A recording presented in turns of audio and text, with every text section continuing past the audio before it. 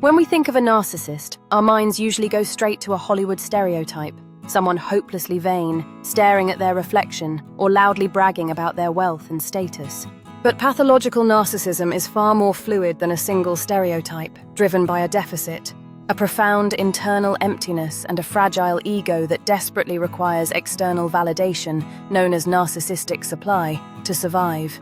How a narcissist hunts for that supply depends entirely on their chosen weapon, splitting them into two distinct expressions in psychology: the somatic and the cerebral.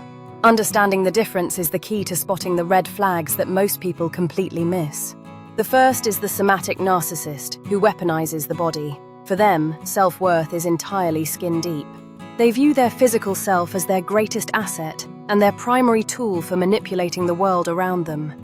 Their obsession revolves around youth, physical beauty, fitness, fashion, health, or sexual prowess. Every day, you'll find them obsessively tracking workouts, spending lavishly on appearance, or fishing for compliments about their looks. They don't just want to be attractive. They need to be the most physically desirable person in any room they enter. The dark side involves viewing themselves as physical objects, leading them to treat others similarly. They devalue people who don't meet their aesthetic standards and use sexuality as a tool for control. They experience severe psychological crises as they age, as their physical looks inevitably fade. The second is the cerebral narcissist, who weaponizes the mind and often looks down on physical vanity as superficial.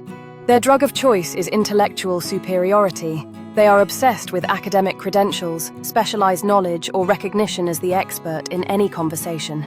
They don't just want to share knowledge, they want to dominate with it, using complex language and monopolizing conversations. They love correcting others on minor facts to prove their point and establish their authority. Their dark side involves weaponizing intellect to make others feel stupid, uneducated, or small, often through condescension and gaslighting.